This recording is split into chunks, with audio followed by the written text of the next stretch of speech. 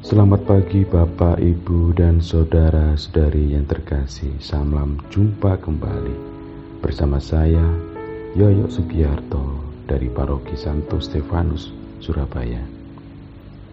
Marilah pada pagi hari ini, tanggal 10 September, hari Jumat, kita bersama-sama membacakan Injil Lukas dan bersama-sama merenungkan sabda ini agar refleksi pribadi kita semakin menambahkan bahwa keindahan sabda adalah keindahan Allah sendiri lewat Yesus Kristus.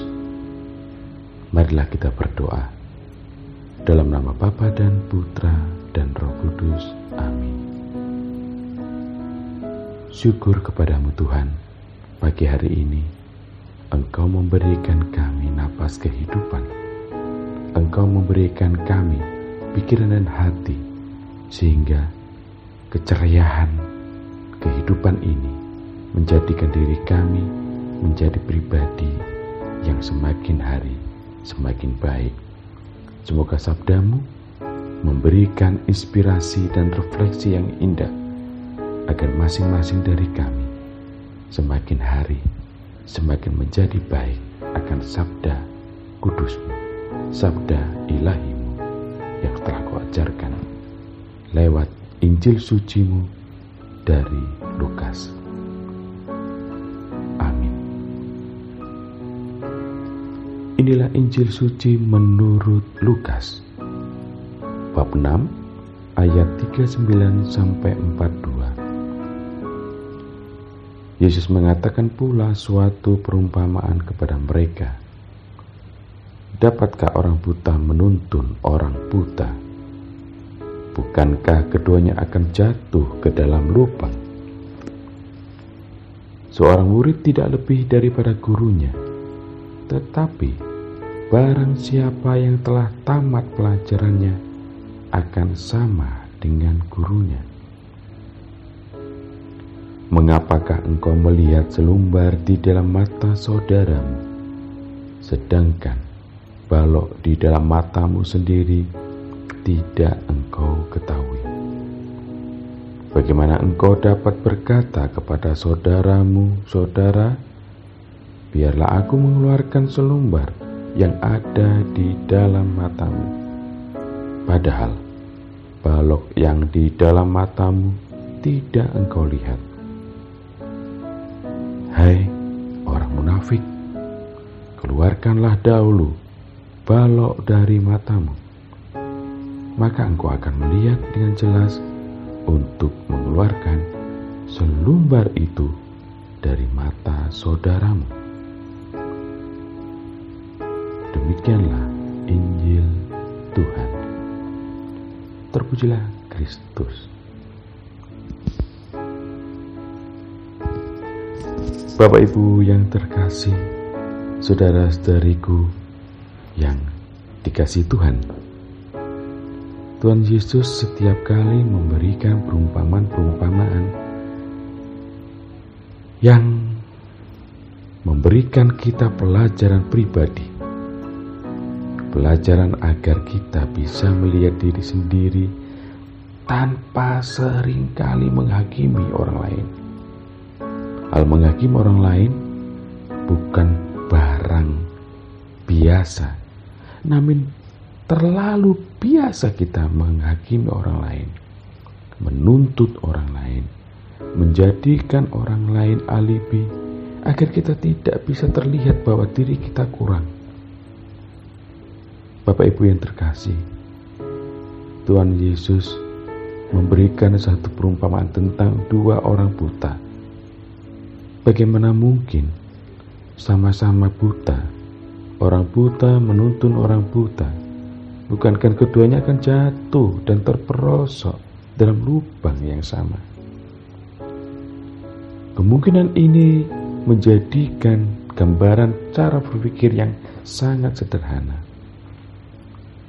Demikian juga Yesus memberikan perumpamaan tentang seorang murid tidak lebih daripada gurunya.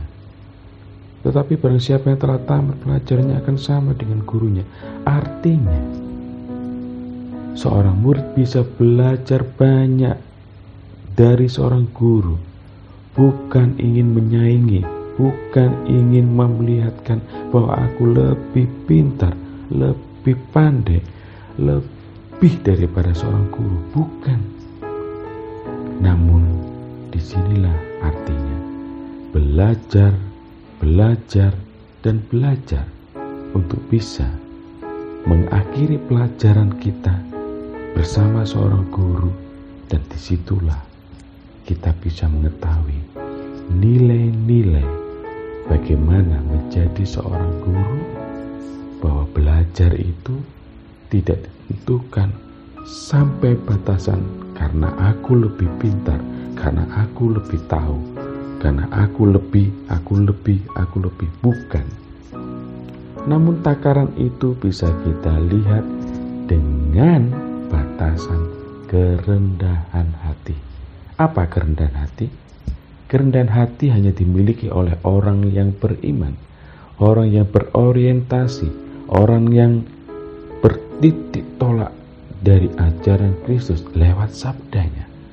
Sabda yang pada hari ini, yang Yesus ajarkan kepada kita, supaya kita tidak lebih dari siapapun juga, bahkan lebih baik dari seorang guru. Tidak.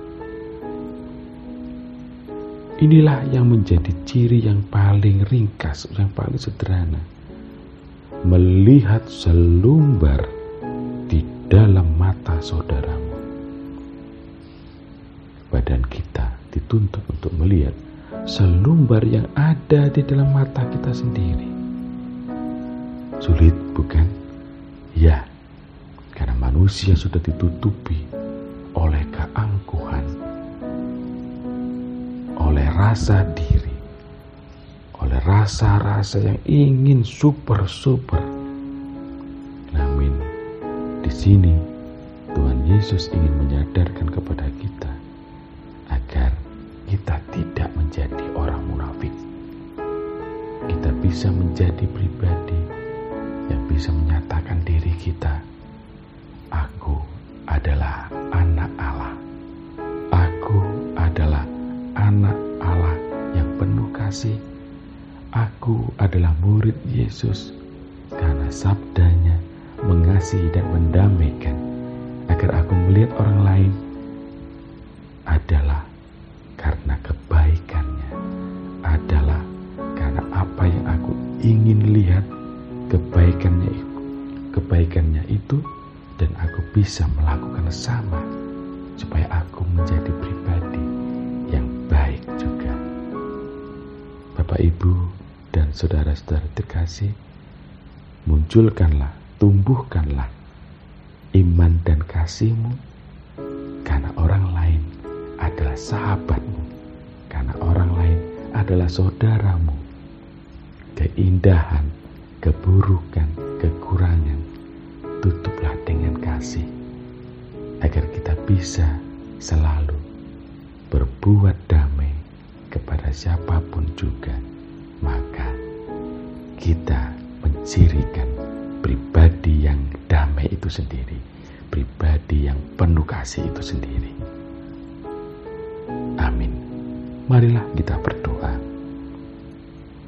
Allah Bapa yang penuh kasih dan penuh damai, limpahilah kami, curahkanlah kami dengan kasih dan damai-Mu, agar di pagi hari ini dan hari selanjutnya kami tidak sering menghakimi orang lain, melihat selumbar kekurangan orang lain, melihat selumbar kesalahan-kesalahan orang lain, agar kita bisa menjatuhkan mereka di hadapan orang lain.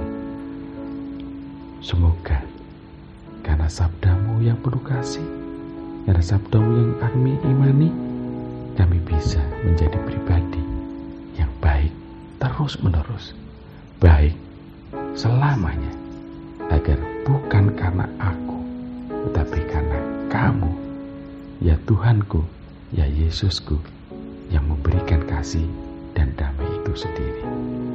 Demi Yesus Tuhan antara kami. Amin. Dalam nama Bapa dan Putra dan Roh Kudus. Amin. Selamat pagi.